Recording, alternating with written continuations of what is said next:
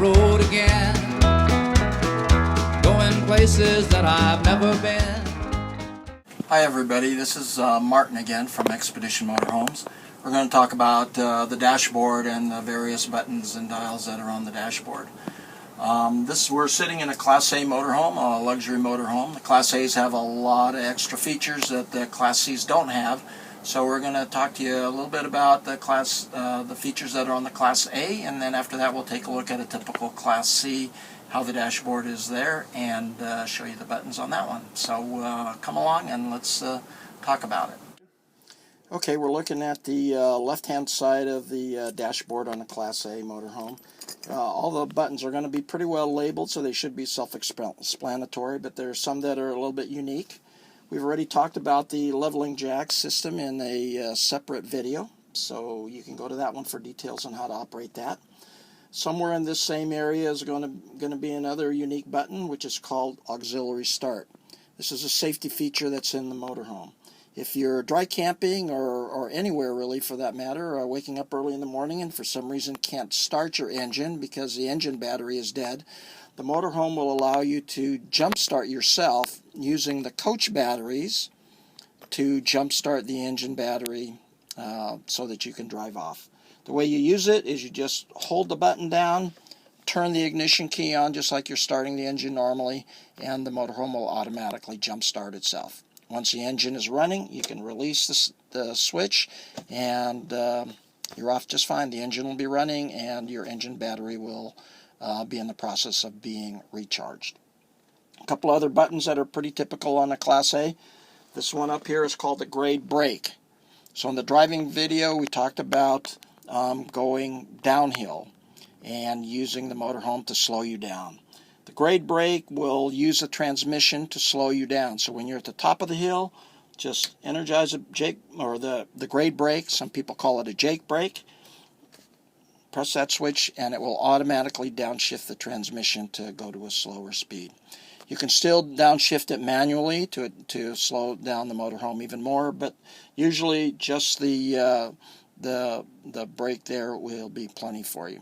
Once you've reached the bottom of the hill and you're ready to accelerate again on some more flat surface, then you can disengage the brake.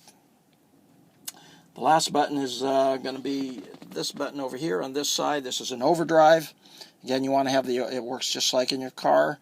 If you are driving a long distance, you want to have the overdrive on.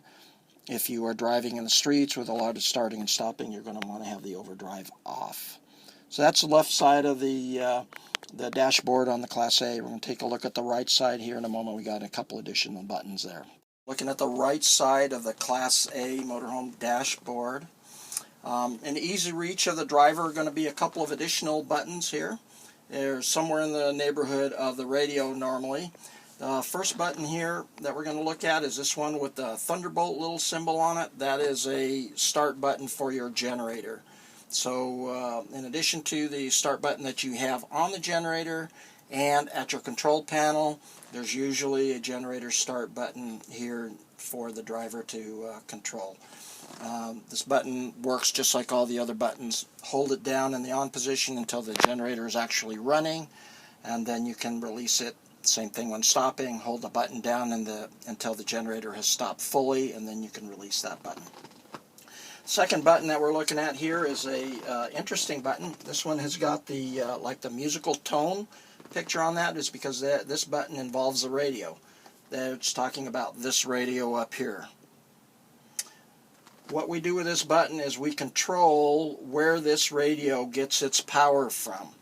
Normally it gets its power from the engine battery, but if you're going to use this radio while you're camped and you're going to have the radio on for a long time, like all day or all afternoon or something like that, we have the ability through this switch to change from the engine battery to the coach battery to give power to the radio.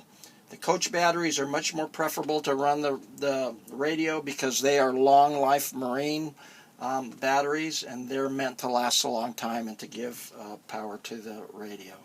The engine battery is not meant to last a long time. It's a starting battery. It gets a lot of power in short bursts to start the engine, whereas the coach batteries are long life batteries.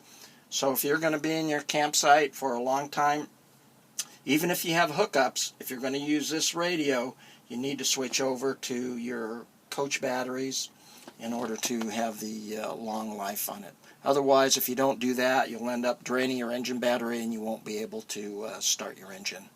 In that case, if you can't start your engine, of course, on the other side, the left side of the steering wheel there, you're going to look for the auxiliary start button and you'll have to jump start yourself. That's it for the dashboard on the Class A's. Thanks very much. Seeing things that I may never see again. I can't wait to get on the road again.